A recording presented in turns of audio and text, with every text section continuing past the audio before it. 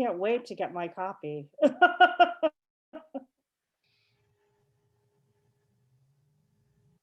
I ordered a book from Seth. Finally, I Yeah, even had trouble with Amazon. You know, if you don't have all the latest gadgets and everything is working right, when everything's working right, it's simple to do things today. But when one little thing isn't, I it's had to. true. Don is probably going to come in and tell me that we're live in a moment. So I'm sorry, I was muted. We're live. well, hello everyone on this April 11th, 2021. Bienvenidos, bonjour. I am just over the moon to be with you today. And there's a little extra shine about today's reading that not even, I don't think our readers know about. Well, I'm Sandra Yannone. I'm the host of Cultivating Voices live poetry and also the author of Boats for Women from Salmon Poetry.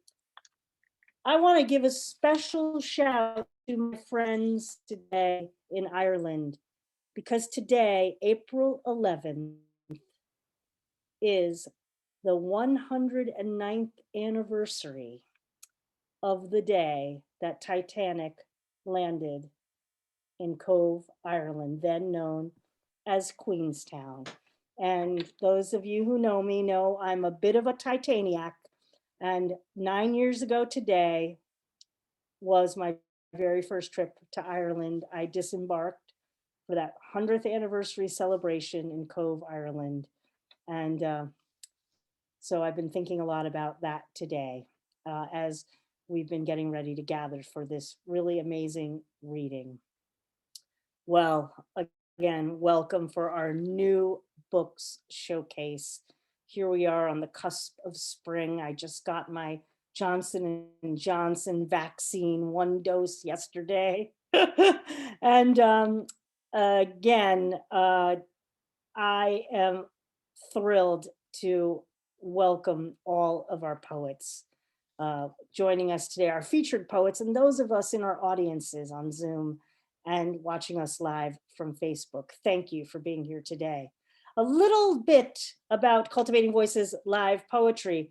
We held our very first reading on March 29th, 2020. We've just celebrated our 1-year anniversary in response to the shutdowns of in-person venues everywhere.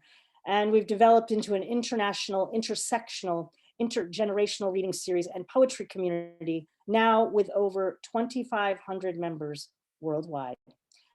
We alternate weekly readings between our ever popular new book showcase, which you're here to witness and be in absolute splendor with today, and some live open mics with featured poets, and occasionally a special event like our upcoming Sunday special next week, celebrating the poets of Slappering Hall Press, celebrating their 30th anniversary, the premier publisher of chapbooks here in the United States.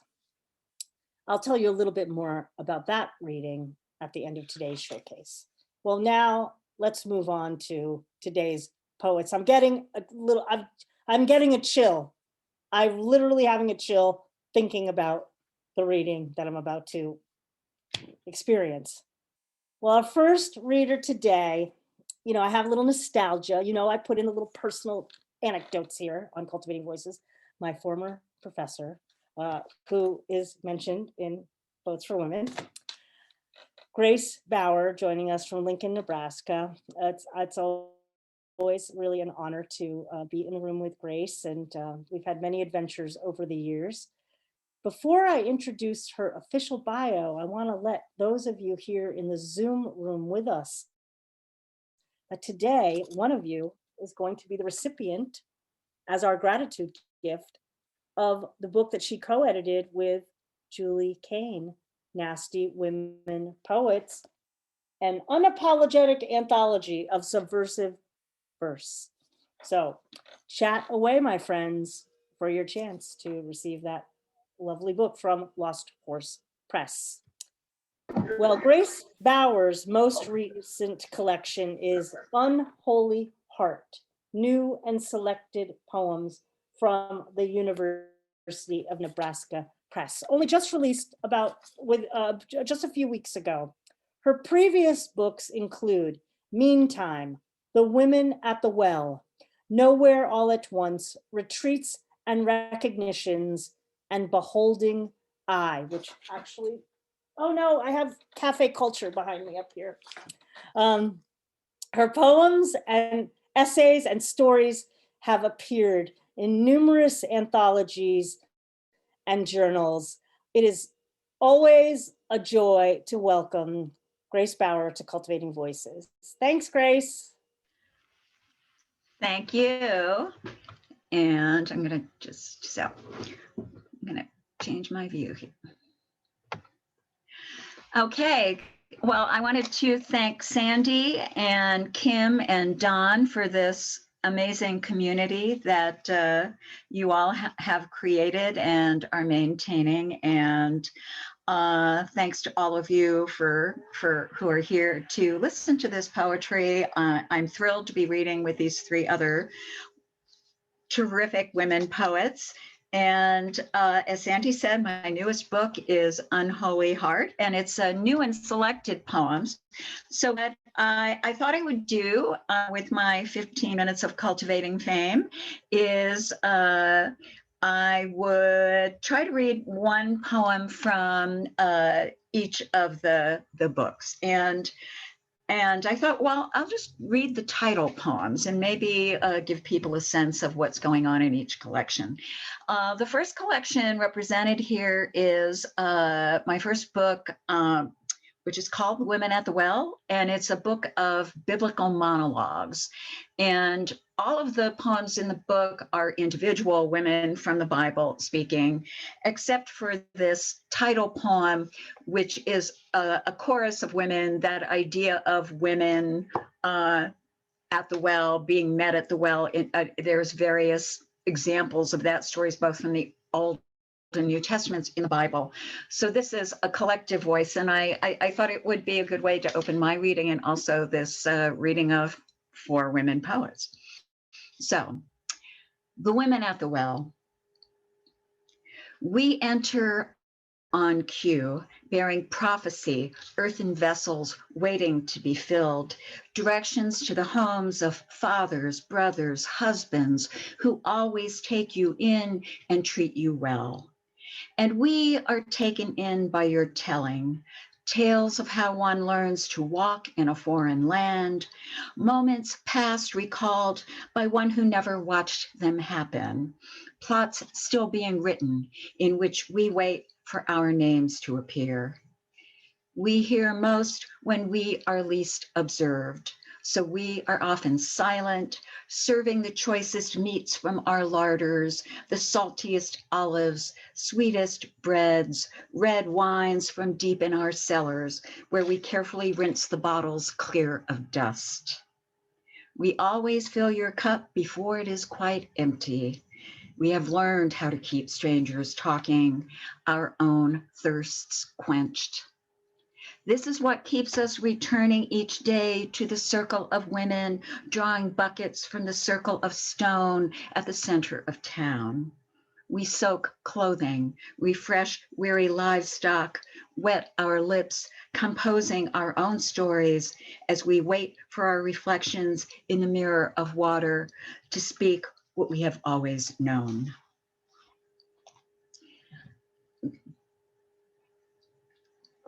So thank you. The second poem I'll read is from the book Retreats and Recognitions. There's really, I guess, 2 title poems, so to speak, in the collection, but I will just read one of them. And I guess there might be the connection here between the first poem is, this is about an incident from my Catholic school education, which is perhaps where all of that biblical kind of stuff came from.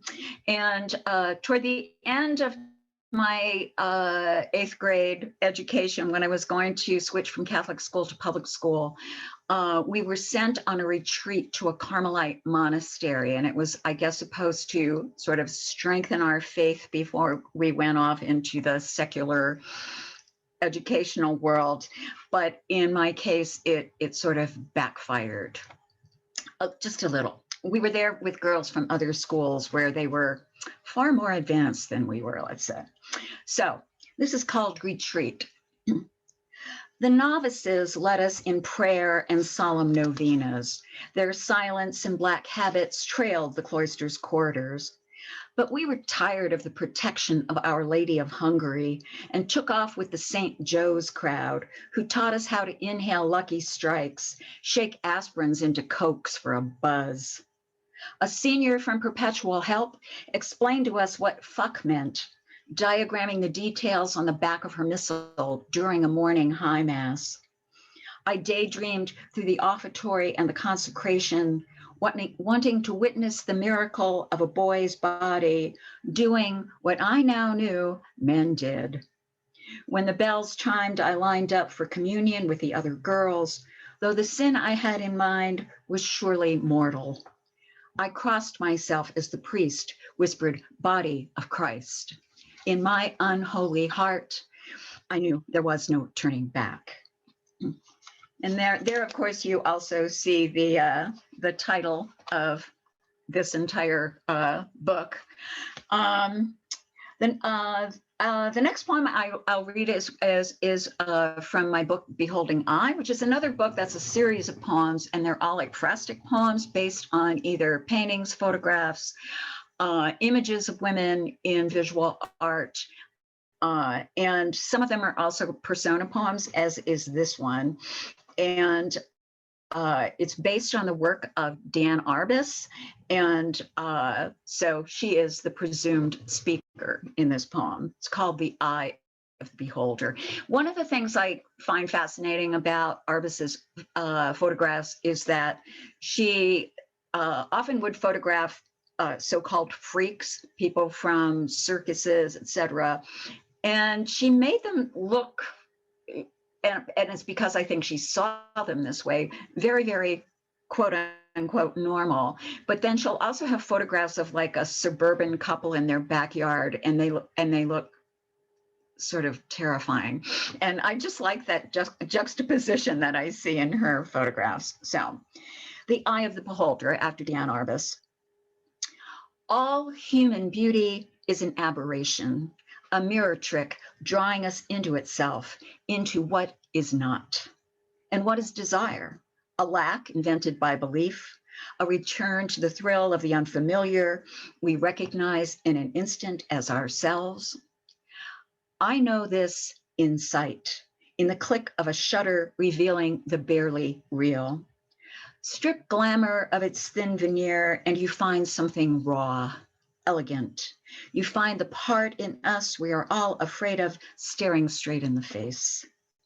But I can't turn my back or blink. I feel myself connecting through captured light to a darkness that beckons, a darkness much less frightening than you fear. My subjects appear calm because they are. They compose themselves before my lens like hallucinations we have all shared, metaphors that suspend us between what we want to be and what we become. Try to picture yourself beyond denial. Run your hands across your average face, your normal body, and tell me how you differ from these miracles that always want to make you look away. The next book I published is called Nowhere All at Once. I've lived in Nebraska now for 25 years, which every time I say that astounds me. If you would have asked me 25 and a half years ago that or tell me I would spend 25 years living in Nebraska, I would ask you what you are on, but so it is. And having lived in Nebraska and being from the East Coast and having lived a long time in the South, I've flown many, many times out of Lincoln through Chicago across the Midwest. And this is that phenomena of looking down out of a plane and seeing the landscape below you before you get too high above the clouds, and that Midwestern landscape, and thinking about that. Well, when you're up in a plane, if you're flying over Iowa, are you in Iowa? Or, or are you nowhere? Are you now here or whatever? So nowhere all at once. Nowhere all at once, and content for the moment to be so far above it all. The Rorschach of Midwestern landscape below you, repeating square, square, square. The world looks different when you're forced to face it from such heights and before dawn, in hours when you're accustomed to being lost in dreams, that other world you create to help you make sense of, to recover from. This world you now look down on, moving between destinations, each a place you have called home, meaning you realize something different each time, just as this no and every place you are now, this up in the air is where you always are. And thank you, everyone. And then I'll read the comments. I have to stay focused if I try to. I'm always wanting to read the chat comments, but I'll wait for those. The next poem is from a book called Meantime. It's mean/time. And I was trying to do something different in this book. I was using a lot more fragmentation. And I guess it was my attempt to be more experimental, because I think I tend to obviously be drawn to the human voice and speech and how speech can be heightened in a poem. But here I was trying to work with fragments more in at least some of the poems. And this title poem is certainly one of those. And so there are these somewhat disjointed stanzas with just little asterisks in between them. And so I'll just pause a little bit between the stanzas to give a little bit of an indication of that. Meantime, desire always looks forward, craves and anticipates, reflecting a sky full of menace and promise. Sometimes longing transforms a mere glance into gaze, intermittent flashes into insight. There's no getting around all the things you never got around to doing. That is the nature of regret. Now, remorse, that is something else entirely. Happenstance just happens by. Today, you will follow the lure of a line, tomorrow, the seduction of a sentence, until inkling finds its way into utterance. It's not as if words have ever gotten you anywhere, at least anywhere you could stay, but still, but always. Always in some way between time, place, dream, memory, plans, plans, plans. Meanwhile, there's the time being that is or was your only life, which we miss because we are bent on desire for more than, other than. Is this the inevitable we were born for, the persistent urge for becoming more as we continue to move toward our own unbecoming? Mind a known habit you can't quite break. And this, the only world you live in and too often ignore. Our hearts full of desire, full of menace and promise, but still, but always, having the time of your life. Thank you. So let's see. Okay, I have a few more minutes. So I'll read a couple of the new poems now. And this was the toughest part for me to put together. I had originally been talking with the folks at the University of Nebraska Press about doing a selected poems, and they suggested very strongly that they wanted me to make it a new and selected poems. And so many of the poems here are fairly elegiac, and I had been writing poems about my father who died about 2 years ago. And then this one is about a friend who committed suicide. He just was suffering from Parkinson's disease and just kind of couldn't deal with that. And so it's called Unspeakable Elegy. And, little New Orleans connection here for that there is an epigraph from a traditional New Orleans Mardi Gras Indian chant, the Wild Magnolias, who is accredited to, and it's called Brother John. And the phrase is Brother John is gone. It's a well-known song. There was the day, the world, then suddenly the news of you no longer in it. That world now one big less, one big hole ripped in the fabric of the whole of it. There was the story of a lake, a place you loved, the banks of that lake, and you on those banks, and then you no longer. And I cannot make myself unimagine the moment of your unbeing. I can't not ask why or why that moment, or why not fight for your life, the world, the love of the lake, the people you loved who love you. I can't make myself make that love past tense. I can't not wish for you to wait, to hang on, if not forever, at least until that moment passes into another, so that other might pass into now, with you still being in our time being. At least I can imagine the possibility of beauty, air thick with honeysuckle, the sun brilliant, sky azure, perhaps a few stray clouds, all of it reflecting on the calm surface of that water, and bird song and flitter, the time being late spring and such beauty, thus common and likely. Although how unlikely it feels that summer has now arrived with you not here to see it, that the same sun is now beating down on those of us still missing you, your laughter, your blue-green eyes as witness to the world I know you loved as we did you and do, a world meaning us, meaning me, that wishes it could imagine you back into it, still and always with us, the whole you left forever now, part of the whole we are.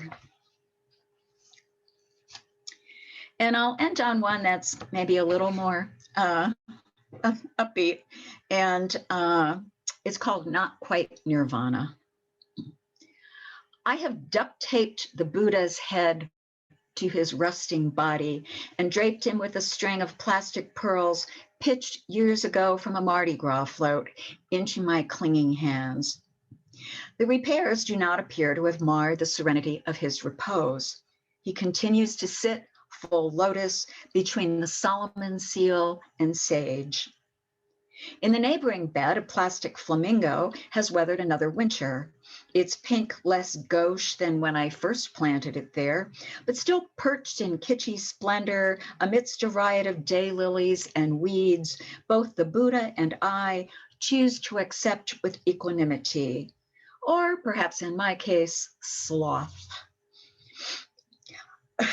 Content as I feel in this moment to do nothing but stand statue still, observing the tiny agitation of a hummingbird who flits, fleeting as a thought, into a pot of impatience, while on the rickety fence that contains all of us and nothing, a jay, blue as sky, squawks his raucous, unlikely Om. Thank you.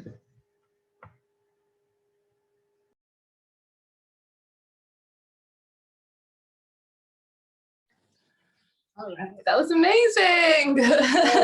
Thank you so much, Grace Bauer, and congratulations on your new and selected poems from University of Nebraska Press, Unholy Heart.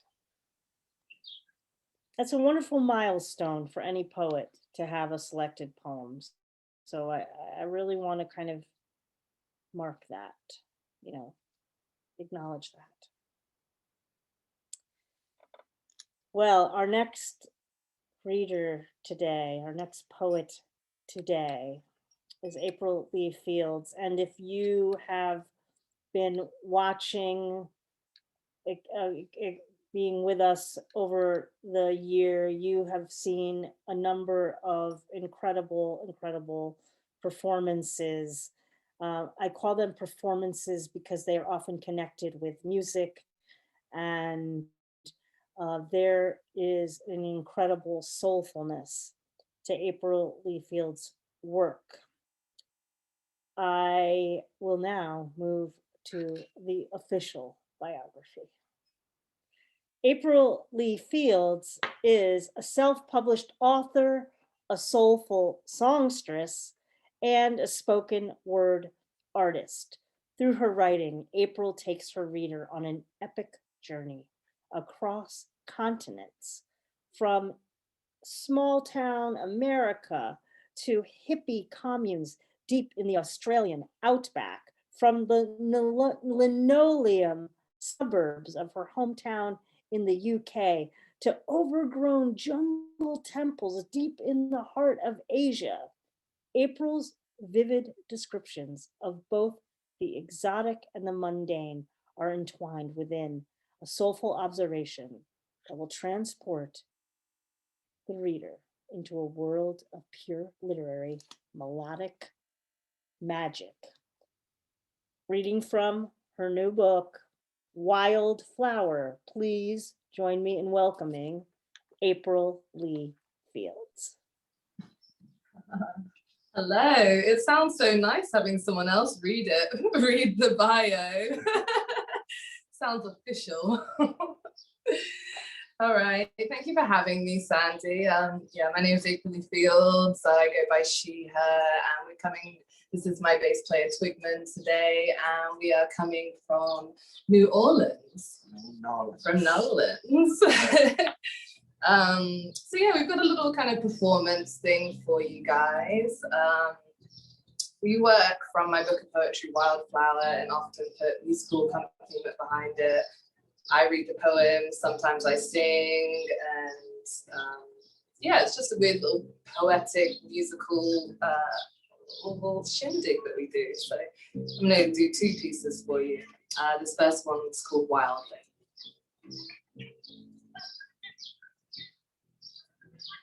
Tripped out and scabby, puzzled passerbys, a melody so jazzy that it rests between the curvature of my eyes. War-torn and jealous, I see it before my life, your strife, how it knives, rips through the timelessness of years. You have a gift, yes, you, and even you, my dear. What's your story, scabby stranger? What rivers have you walked through?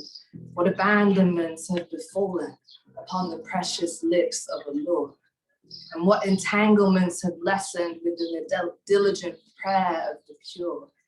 You with your heels and your suede boots and tie, what secrets do you keep within that leather skin hide? Grab a coffee, a magazine, some one-on-one life, catch the tram, break the scenes, laugh wildly into the night. For I am also an abandon of a person left behind all those long years ago. All the aches and the pains of my youth, all those unnecessary once needed fears, because we are free, you and I, and the world is laid out at our fingers. Which card will you play? Whilst you run amok of said land and plans not, you may insist, but the idea's been there all along.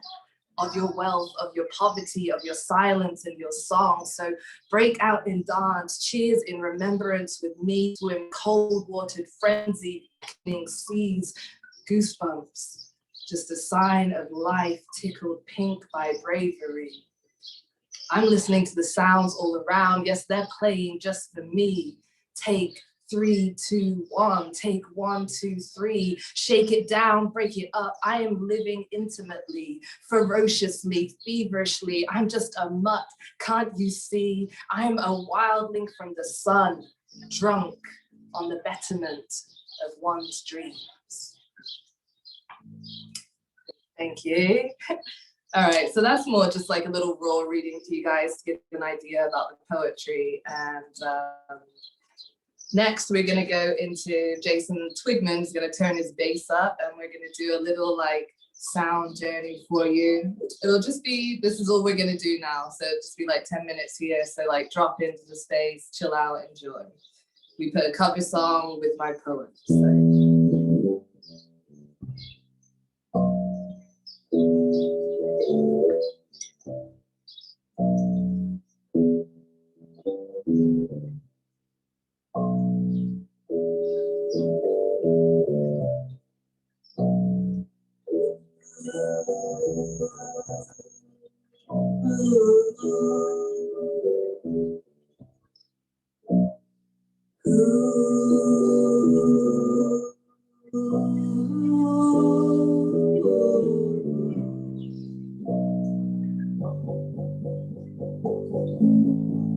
I'm gonna fight them all.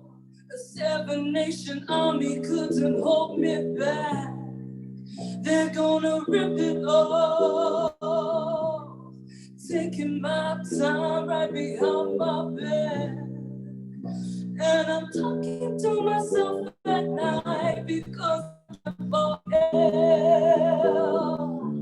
Oh, back and forth through my mind behind the sick on rail. And the message coming through my eyes says, leave it alone. Leave it alone. Leave it alone. Leave it alone.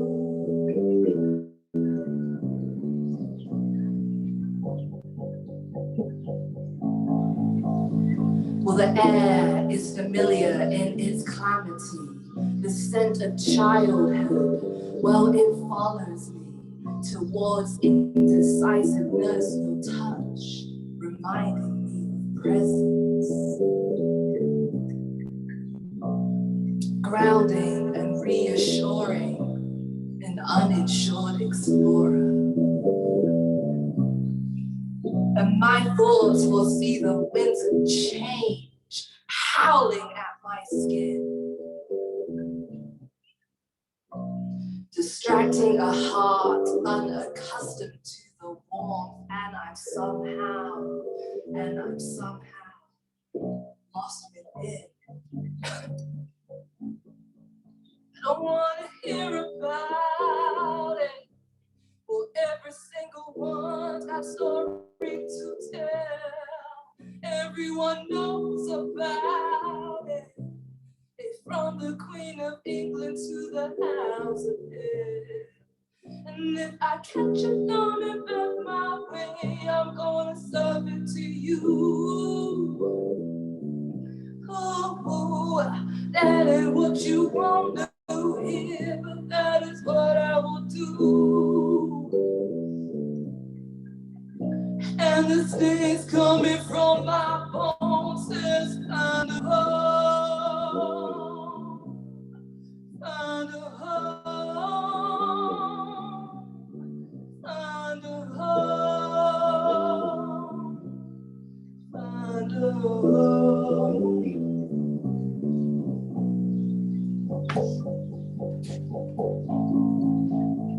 I'm stacking thoughts upon the pros and cons as I rustle through my purse in search of self-assurance. In search of self-assurance. Because I want to leap though the sign is undecided. I beg for you to take my hand and just lead the way, though these wishes must remain within. Their silent cave, drowned out by crashing waves, by crashing waves. For I know that there are things one must do alone. I can't be shown, not even comforted.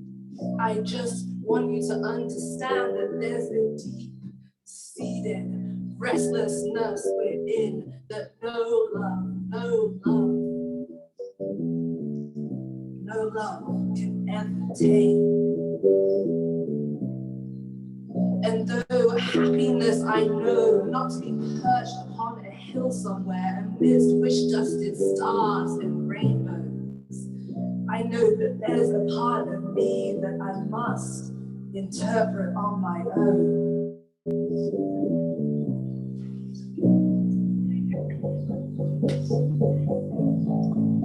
I'm going to Wichita,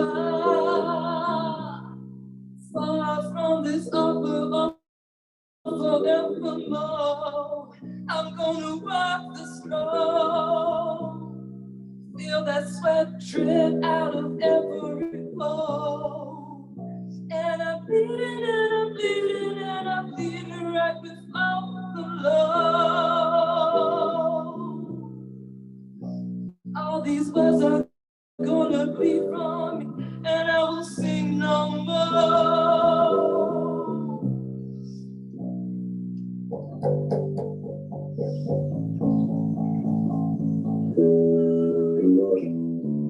I will sing no more.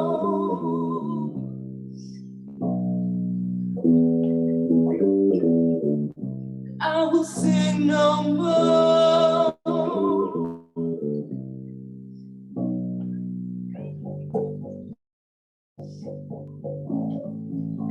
Still there are parts of me that you're yet to see, my unsettled, so obsessive dreams, a definition of self it seems, a DIY of self-esteem, though your fragility, it breaks me in two. Because in some unannounced way, I have become your boogeyman. And when you try to dream at night, perhaps my outstretched hands will only haunt you. An invisible, unforeseen fright. An unforeseen fright. I've gone nowhere in my self-reflection, no reconciliation or attuned connection, just to go and step in stones of misconception, scared of dying young. Scared of dying young. I've gone nowhere in my self-reflection, no reconciliation or attuned connection, just to go and step in stones of misconception, scared of dying young. Scared of dying young.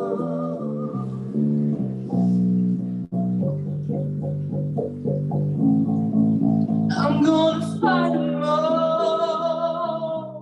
The 7-Nation Army couldn't hold me back. I'm gonna walk them all, taking their time right behind my back. And I'm talking to myself at night because I can't forget. Ooh, back and forth through my mind beyond the cigarette. And the message coming through my eyes says, leave it alone. Leave it alone. Leave it alone. Leave it alone.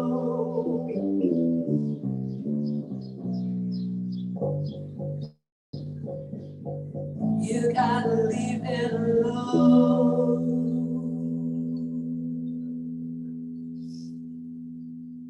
Thank you.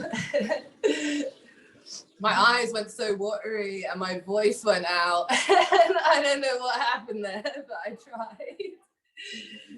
Thank you guys so much for having me. That was April Fields and Twigmet on. We also have a little album called Story and Song that we put together, which has like Wildflower. Yeah, she's got it. It's got Wildflower on it. And I just want to quickly plug something real quick before I get out of here. But I also have this big giant book, a memoir that I put together that Sandy also has. Yes. And I'm currently in the process of splitting it down into 10 short booklets, like 10 short stories. So those will be released coming up next month. Like every month I'll do a booklet. So yeah, thank you guys so much for having me. Appreciate it. Well, folks, what did we say? Soulful. Yeah. I mean, you know, you don't use the adjective lightly. You live up to the adjective. And Twigment is with 2 G's, not 1. The autocorrect did something weird when I put it in. So sorry about that.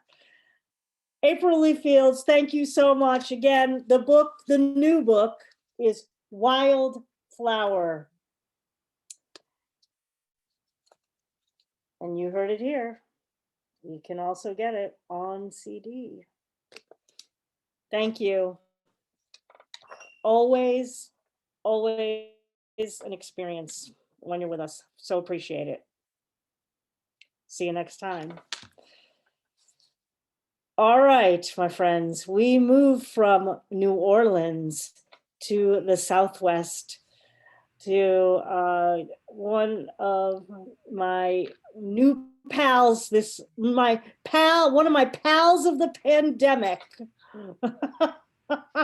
You know, honestly, you know, I say that like laughing, but really the connections that we've been able to make have been extraordinary, and I'm honestly supremely grateful for them. So and Jules and John Roche in Placitas were really instrumental in helping me have a vision for how Cultivating Voices live poetry could move forward, because they're the host of a very popular, well-attended, beloved reading series, Cactus, as well as Jules is the founder of her poetry playhouse. Oh, I wish I'd come up with that. So I'm so happy to have you on the New Book Showcase, and let me shift now to the official biography.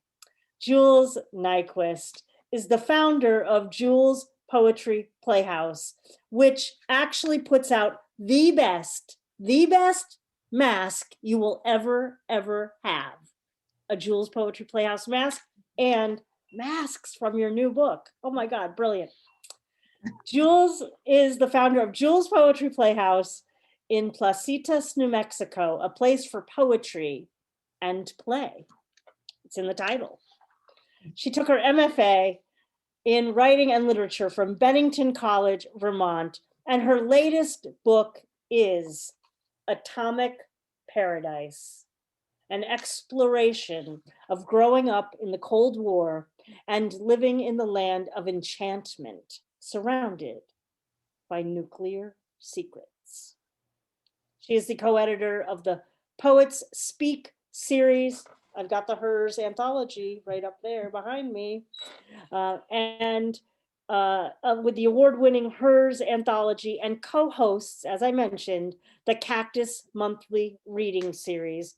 Please check out all the information on her website, julesnyquist.com.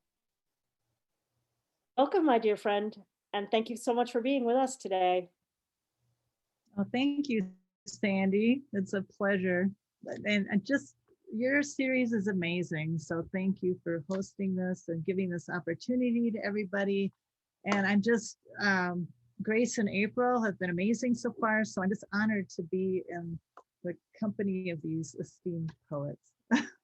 So So yeah, I'm going to be reading from Atomic Paradise, and you can find it on Amazon, or if you want a copy, signed copy from myself, you can go to poetryplayhouse.com or julesnyquist.com and find it there as well. So I'm going to do a series of poems. I'm going to open up with a poem that is kind of in honor of the Nasty Women as well.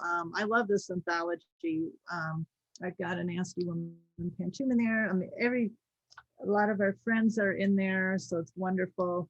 I'm also a big fan of form. I write a lot of sestinas.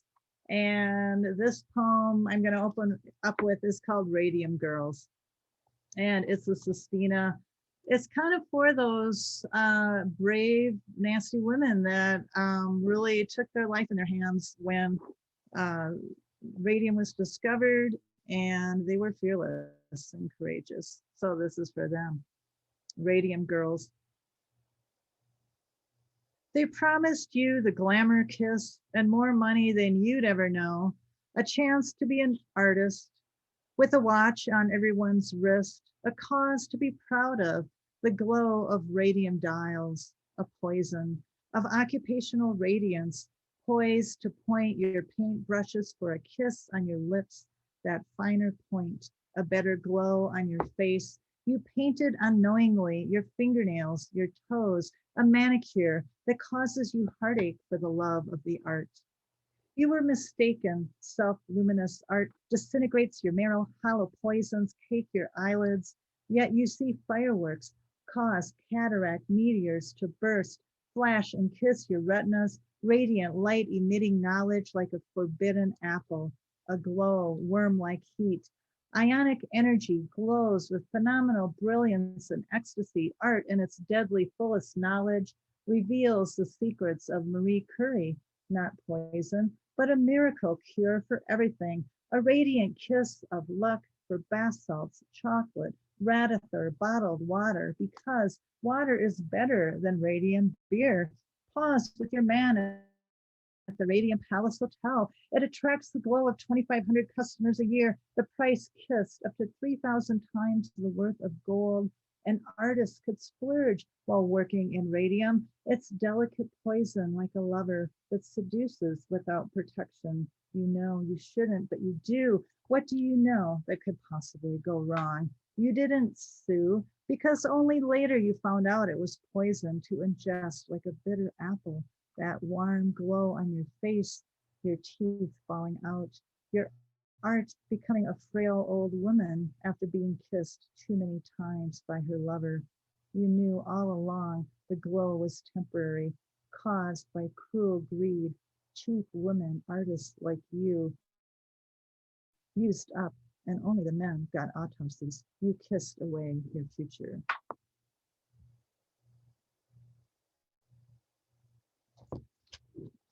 Okay, so with that, I'm going to read a poem about Robert Oppenheimer, who is part of my fascination for this whole nuclear history. He was a brilliant physicist, as we know, and he was also a poet. So this is a little about the life of Robert and my attraction to that. It's called Poet and Physicist. Is it destiny that I am drawn to this man of science, of art? Living at the edge of mystery, the brilliance of stars are his, their internal radiation, logical structure, feeling of beauty, excitement of science. Oppie is interested in everything. He coexists with all at once. An afternoon meeting with his students lasts far into the night. Electrodynamics, cosmic rays, astrophysics, nuclear physics, Hindu classics, Homer and Plato read in the original Greek, missing the last ferry from the bay back to Berkeley. The fog of the universe surrounds unanswered questions. The blue of abstract theory and institutions and intuitions lands on hard, crude methods of theoretical physics. His natural ability with horses gives him relief at his New Mexico ranch, took him on rides in the wilderness. He tames the wild as one breaks a horse, inspires us into the next great new adventure where we climb the rocks, sit in the cold dark and count stars. He shows me how ordinary minerals like uranium, what if he had been a geologist, can be split with neutrons to become extraordinary, life-changing, enough so that I pack my belongings in my car and head out to my unknown. Appy was a young scientist following his teacher, a poet called to be a shaman. I am a midlife woman, curious just to be here in this presence of the New Mexico landscape of majesty, of responsibility. I am fearless of destiny.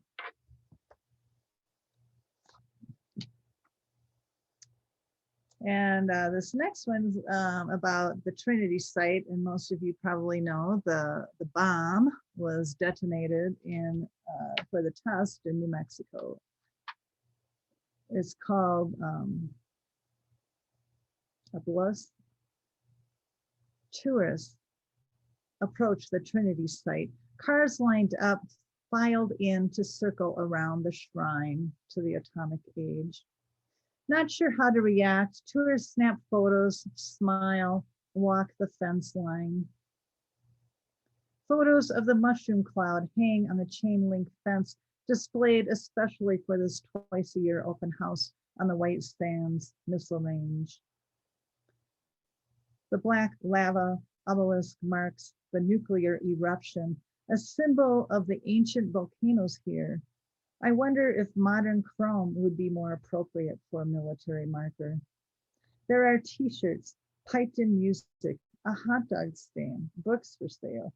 Transportation of the golf cart for seniors or disabled rides them to the monument. The rest of us walk the desert dirt path, think about the scorched earth, nestled in the Jornada de Muerto Mountains, our journey of the dead men. Spanish Inquisition soldiers retreated from the Pueblo Indians in 1680, the Pueblo Revolt. Should we abandon our nuclear visions as well? Let the yucca overtake what we sucked out of the earth? Yell for help, Socorro. Your name means help in Spanish. What have we done? 100 miles back home in Albuquerque, I feel that missing hole from that place stuck inside me, empty and hellish. The bomb sucked up the good, sent it raining down in trinitite and fallout, still there decades later. I take a walk, reconnect with trees, flowers, anything green and living.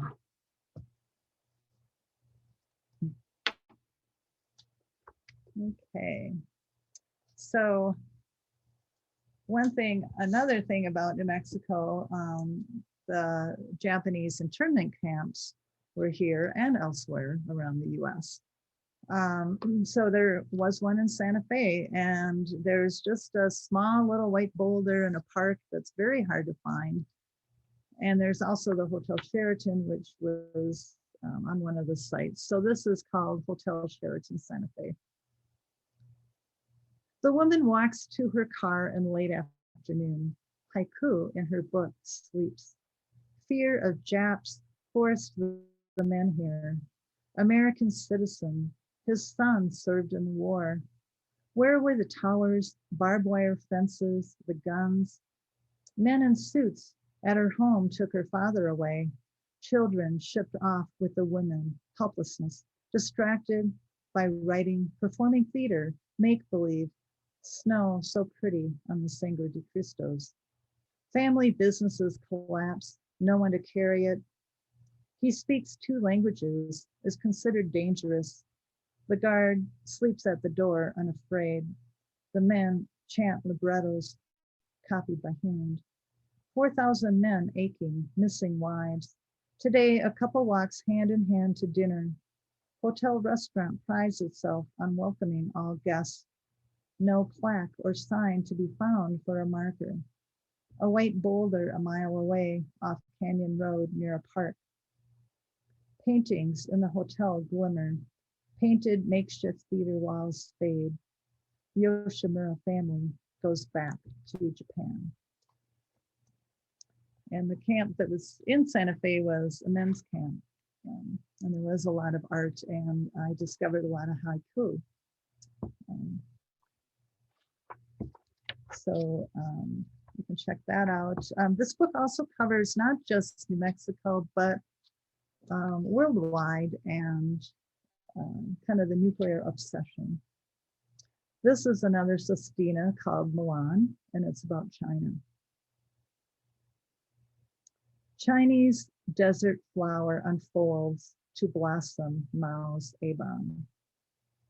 His wish for a bomb, a nuclear weapons test base, China's, is 7 times bigger, blossoms over the US test base in the Nevada desert. The great leap forward unfolds. Starving workers eat the wild flowers. Milan is named for a desert flower. Rising from the ashes of the future bomb, a new town of 10,000 people unfolds. With help from the Soviets, China rises through pioneer ashes out of her desert to assemble thousands of workers, blossoms to resurrect Chang Ho's 15th century, blooms fleets of sailing treasure ships, flowers spreading inventions of 2nd century paper desert, origami birds, gunpowder bombs. Once the largest navy in the world, China rises again, magnetic stones, compass-like unfold to tell her future. Mao's wish unfolds, an A-bomb test within 10 years to blossom. With 3 months to spare, the People's Republic of China joins the nuclear club on October 16, 1964. A white rose flowers in history. The giant physics experiment blows up, forced to bloom from the Lac Nord desert. Testing blossoms for 32 years with desert detonations. The first one, codenamed 596, unfolds. It's named after June 1959, the time when the bomb given to China from the Russians and who blossomed in trade for Tibetan uranium turned into a wilting flower, suddenly cut off by Khrushchev. So China builds her own bomb, lighter and better than the US. Desert winds and Chinese fortunes willed to unfold. At what price blooms Milan in the parched desert? So that's a sestina. And I'm going to end this with this last poem is probably about 5 minutes. So I'm going to end with that. And it's another sestina. It's a double sestina, which has 12 stanzas with 12 end tellutons repeating. And it's called the Decaying Nuclear Bomb Double Sestina. So it starts out with 12 lines, then 11, then 10, and works its way down. And you're going to notice the last word in every line is bomb. And I did that because in my epigraph, I'm saying there have been 2,053 nuclear explosions worldwide in the 20th century. The United States conducted around 1,054 nuclear tests by official count between 1945 and 1992, including 216 atmospheric, underwater, and space tests. So I think you'll be able to just hear the bombs and all those tests as we go through this sestina poem.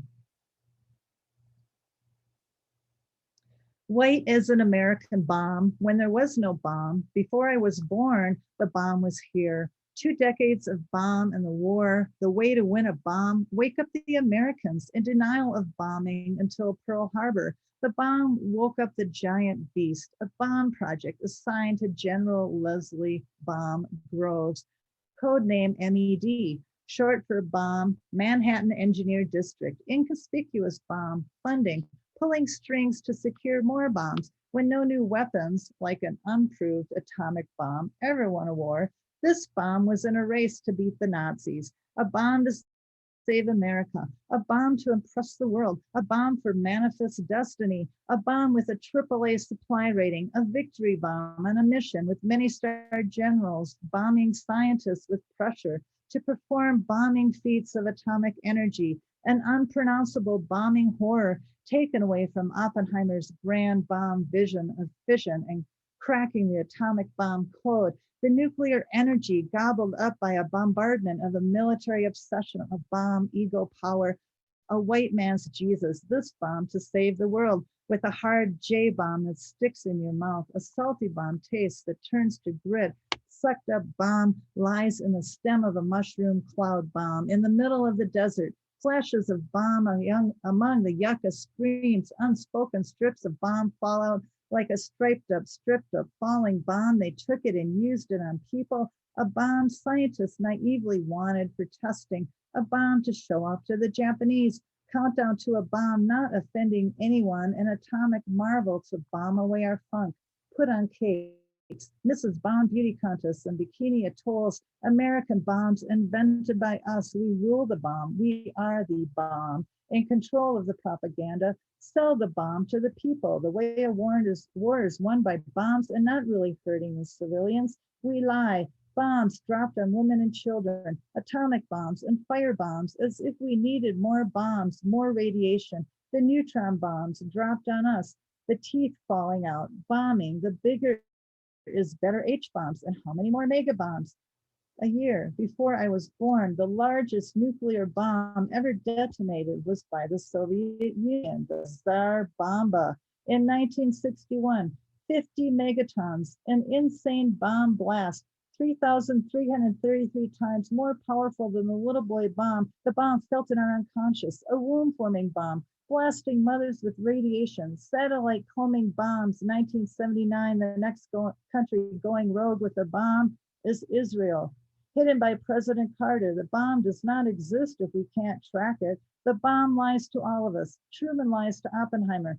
The bomb hates the son of a bitch physicist, loves the Marvel bomb, Reagan and the Star Wars project, more bombs in space, test bombs underwater, the underground bomb Nevada fallout, over 690,000 American civilians, bomb infested grounds of uranium, the downwinder bombs, the produced plutonium, aluminum, bombing, the bomb club, Russia, US, France, China, UK, bombs, Pakistan, India, North Korea, Israel, all bomb testing nations. Who's next to get the bomb? Nuclear power plants, the new energy way, bombing, safely humming along until they don't.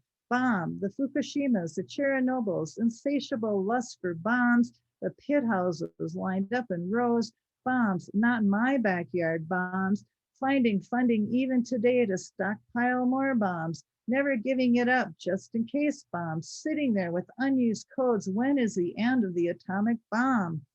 It's still going on, the bomb. So thank you. I hope all of you can explore this book and go on that nuclear ride. And hopefully I will live to see the day where we don't have the bomb. Jules, I've heard you read the poem. I've heard you read that poem before, and today it still it lacked nothing to hear it again. The literal bombardment of bombs is so powerful in getting the message across from your new book, Atomic Paradise, the juxtaposition, the irony. And I always think about the font too. The font, I love the idea of the font, like the font being so whimsical and yet the whole thing being so devastating at the same time. So thank you for this profound book that tells part of that history. That is Thank you. It's hard to read it. Well, every time I read it, I kind of it's just, but it needs to be said, and I'm just so glad that the words are getting out there. So thank you for listening. Yeah, thank you. Again, the book is Atomic Paradise. Well, we move from Atomic Paradise to another area of the United States, Florida, as Elizabeth Bishop said, the state with the prettiest name. To our final reader for today, Denise Duhamel. I got to throw my little anecdote in. I have loved Denise's poetry for years and years and years. And because we also have a connection, which is that she and I, a few years apart, studied with the same professor at Emerson College.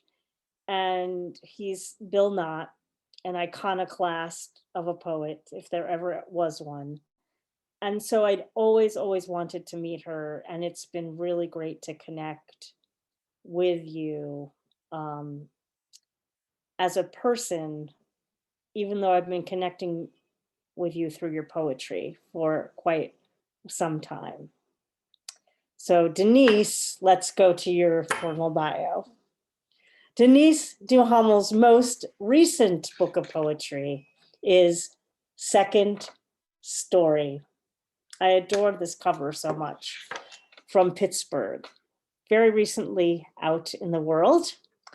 Her other titles include Scald, Blowout, Kaching, 2 and 2, Queen for a Day, Selected and New Poems, The Star-Spangled Banner, and Kinky. A recipient of fellowships from the Guggenheim Foundation and the National Endowment for the Arts, Duhamel teaches in the MFA program at Florida International University in Miami. Welcome, my dear Emerson sister. Thank you, Sandy. It is so great to be here. And thank you to the other readers. I absolutely loved your poems, Grace, Jules, and April. Thank you so much. And thank you too to Kim and Don for setting it up and making it really easy to get here. So I appreciate it. And of course, thank you to everyone who's here and listening on a Sunday afternoon. It's fabulous. I'm going to start with the first poem from my book, which is called Folkways. I live on the second story. I don't know if you guys do live on the second story, and you can see the sea from my window, which is pertinent to this poem. Folkways. I see the sea getting closer. I read we'll soon run out of drinking water. I floss the steak out of my teeth. I should be a vegan. Even the teenager told me so. She said I had the right sandals and earrings. I step off the plane, look up my carbon footprints. Greenland is melting due in part to my recent Google search. All my dead iPhones, along with scraps of bologna and turkey bones, add to the landfill populated by vultures in some countries, child scavengers in others. I buy South American fruit in North American groceries. Sustainability is a hoax, the article says, but I recycle anyway, cycle instead of drive when I can. Emma evacuates Santa Barbara, wildfire in her rearview mirror, a laptop covered in ash, and a few books in her trunk. I say goodbye to my furniture and clothes whenever I evacuate for yet another hurricane, decide what to bring, what to leave behind. My friend's favorite joke, what is the population of Bombay? Wait a second, let me check my watch. When I was young and naive, I had a foster child from Bangladesh. This was before I knew how much the charity's CEO was making. I was an adjunct in New York City with 3 jobs, but I knew I was rich by comparison. I could pretend I was a good person. My sanitized love and concern reflected in the drawings the child sent. I started to volunteer instead at the Catholic Worker, ladling soup and oatmeal into plastic bowls. The homeless smelled like I would have smelled if I didn't have running water or a toothbrush or quarters for the laundromat. Eileen Miles slept outside their New York City apartment with the homeless, but was sure not to use any resources the displaced needed. Miles took their own food so that the truly needy could get first dibs on dumpster bagels. Until you have no toilet paper, you can't imagine how precious it is. No tampons or moisturizer or shampoo. I live in Florida now, where a graying man makes his home on the beach. He is a war vet, my neighbors say, but I am not sure which war. There have been so many. He showers where others simply rinse off sand. He waited out Irma in a shelter while I drove away with friends. Now he sleeps near the restrooms in the park and shuffles down to the surf, takes his morning swim. When he catches me leaving him half a roasted chicken, he says thanks for the delivery. He says maybe his luck is changing. Maybe one day soon the ocean will come to him. And this next poem, thanks. It's so cool. It's weird to like see but not hear. Well, every writer feels that. This next poem is called Poker Hands. The day you left us, you almost forgot to wave goodbye as you followed the anesthesiologist to the operating room, scuffing along in non-skid slipper socks, one of those surgical caps on your head. You were going to a sterile and cold place when Mom said, "Wait a minute, what about my kiss?" You came back and then turned and waved goodbye with both hands, hands that could pull out pies from the oven without pot holders, hands that could shovel and make snowballs without gloves. All those years of baking, from the freezer to the proof rack to the ovens, made your hands what they were. Your poker hands, which dealt the cards for pitch and 21. You were serious when you played, tapping the table so we'd pay attention. You had nicks and cuts and burns you shrugged off, just like you shrugged off the surgery. We were so sure you would come around, sore, yes, depressed, maybe. We'd read up on all the side effects of the procedure, but you were ready, fearless man of Bauer and Vicks, the only medicines you really believed in. I know it's too late, but I'm sorry I was a jerk so much of the time. I'm sorry I was such a spoiled brat. You only bought one luxury your whole life, a leather lounge chair, while I wanted a guitar, a new coat like the other girls, brand name jeans, a bike, and money for the movies. I grabbed everything with my weak hands that turn blue in a cold room, ricochet when the faucet runs too hot, hands that get chapped doing simple things like dishes. Now that you are no longer here, sometimes my hands are your hands when they are empty and still and grateful, when I fold them to pray the way you did, when I help someone like you helped me the morning I woke up with a hangover after a high school party. You poured me a glass of orange juice and plucked a pickle from the jar and put it on a saucer. The combination worked, our very own father and daughter dance. Soon after, we went to the airport so I could board my first plane to travel farther than you or Mom had ever been. I stooped, having second thoughts, my paisley suitcase suddenly too heavy.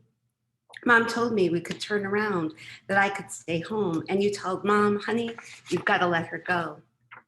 After the agent took my ticket, I turned and waved, my pudgy fingers, my purple polish already starting to chip. Then I followed the other travelers to the rest of my life, scuffing along in my sneakers, one of your baseball caps on my head. Thanks. Thank you. This next poem is called Wednesday, April 29th, 1992. The first night of the Rodney King riots, my then boyfriend convinced me to stay home, though I wanted to go to the Nuyorican Poets Cafe, where there was a protest open mic. It could get violent, he said. Because I was somewhat self-actualized, I refrained from calling him a coward. Men, I thought, can be afraid too. I was confused as he seemed so much more political than I was. He could name all the American senators and battle dates that were smudges of scrambled time in my brain. He had lived through a coup in another country. He wasn't willing to join in demonstrations and, earlier in the day, predicted the looting that would happen in LA. I'm not blaming him, but blaming myself for not going alone, for all the times I've stayed quiet, tucked my neck deep in my collar, though revolution is just around the corner, the guillotine and third estate. My boyfriend and I stayed in playing Scrabble, feasting on vanilla Sara Lee cake. Thanks, thank you, thanks.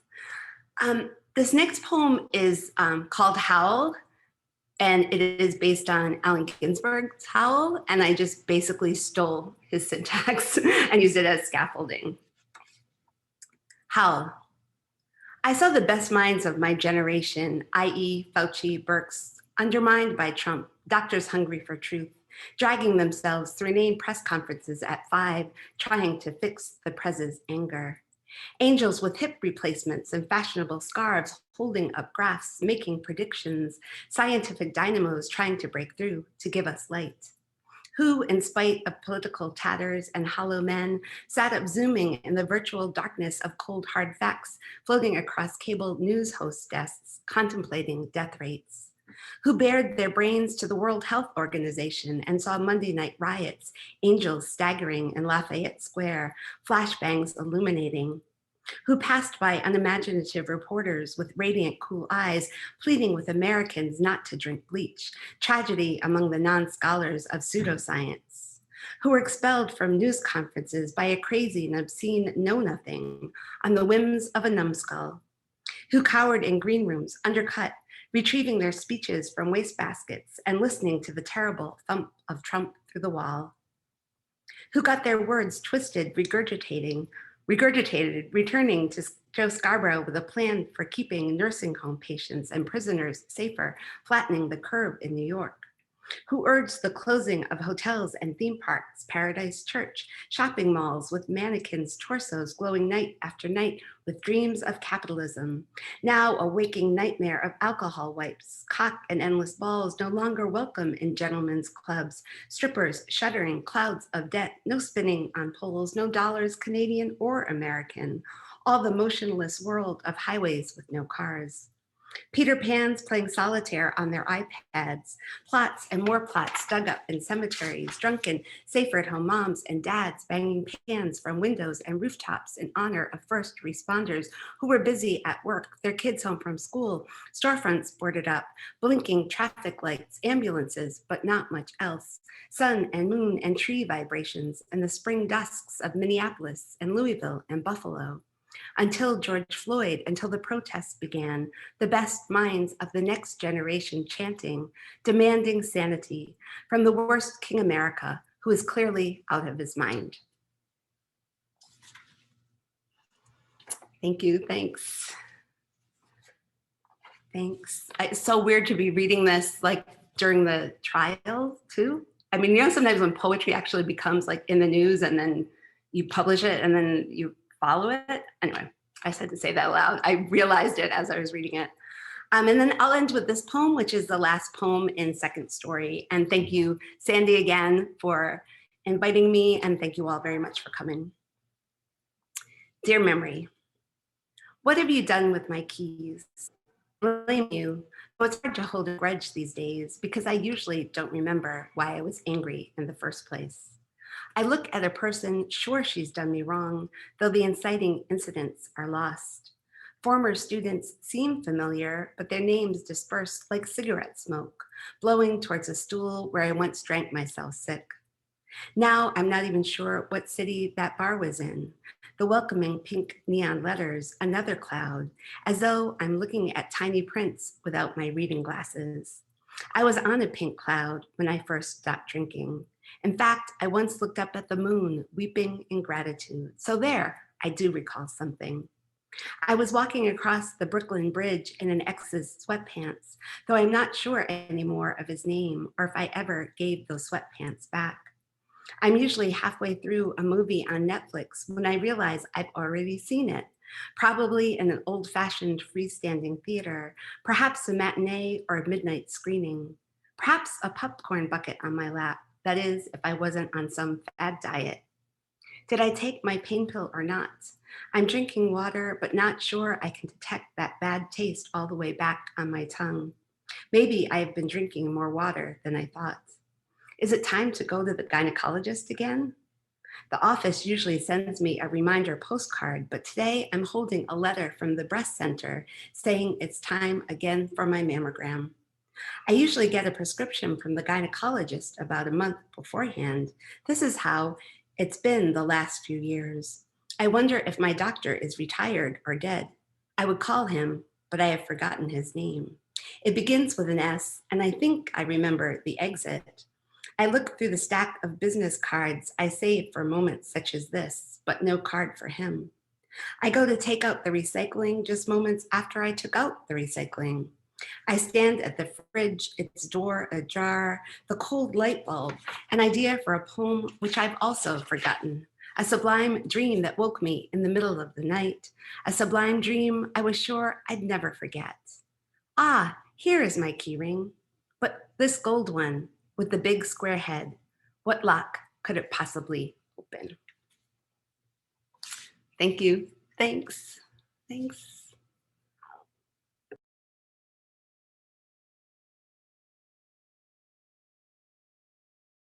Uh, thank you so much, Denise. And you know, those poems are they're such anthems to so many things, and I just so appreciate your voice and how you integrate the personal with the political, of course, as Adrienne Rich says, and do it in a way that, you know, allows all of us more access to how we can think about these things as well. So thank you for your just astounding work. The new book, because it is a new book showcase, second story. Thank you.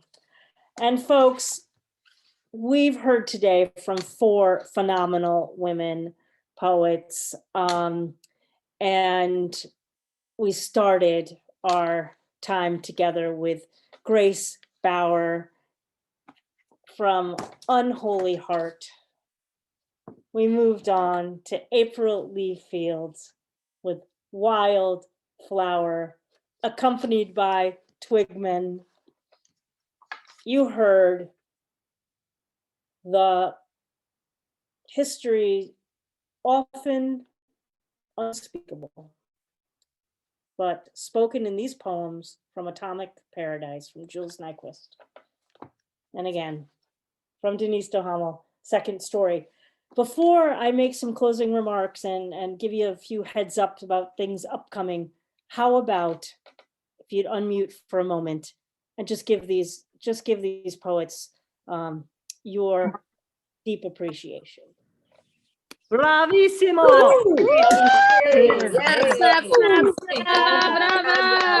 Wonderful afternoon. Thank you,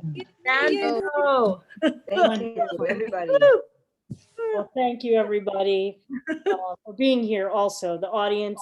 And again, one more plug. One of you is actually going to be receiving as a gratitude gift this phenomenal anthology, The Nasty Women Poets, an unapologetic anthology of subversive verse, today for being here live in the audience with us.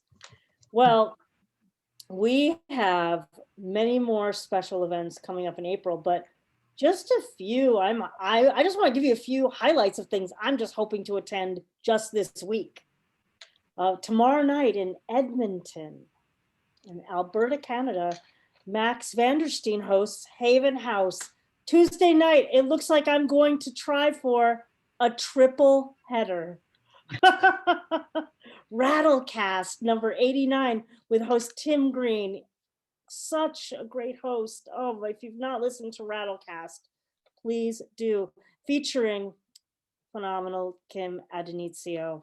Okay, I don't even need to give an adjective for Kim.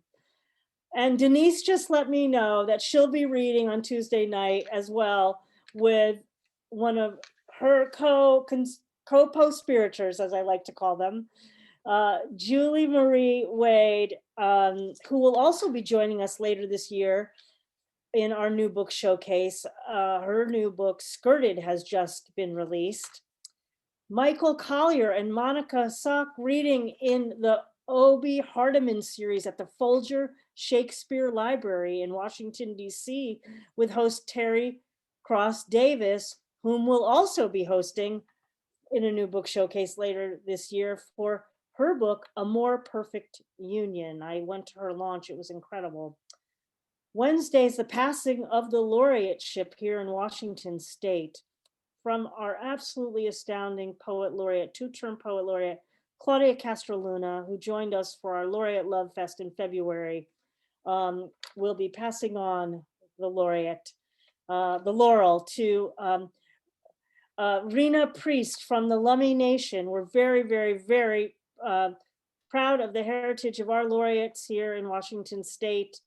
And Thursday, I try never to miss if I can, in Limerick, Ireland, it's Lime Square with your hosts, Dor Seifer and Lauren Donovan. That used to be the series, Not the Time to Be Silent, a much beloved series that after 1 year transitioned to a new format, and it's now Lime Square. And Saturday, you can join me on the Collectibles Lesbian Trading Card Series with Headmistress Press and co-founder Risa Denenberg and Mary Miriam. This Saturday featuring, listen to this dynamic duo, Jessica Jacobs and Nicole Brown. Well, then Sunday, folks, we're back here on Cultivating Voices live poetry for the 30th anniversary celebration with Slappering Hall Press with co-founder Margot Tafstever and poets from the press. And again, mark your calendars a little ahead, April 25th, we're back with our new book showcase featuring Patricia Clark, Seymour Main, Elaine Nadal, and Leslea Newman. And finally, to round out the month, on Tuesday, April 27th, that's a Tuesday, a very special tribute reading to Evan Boland on the anniversary of her passing last year. We are incredibly honored that we will have with us from Poetry Ireland, poet in residence, Catherine Ann Cullen.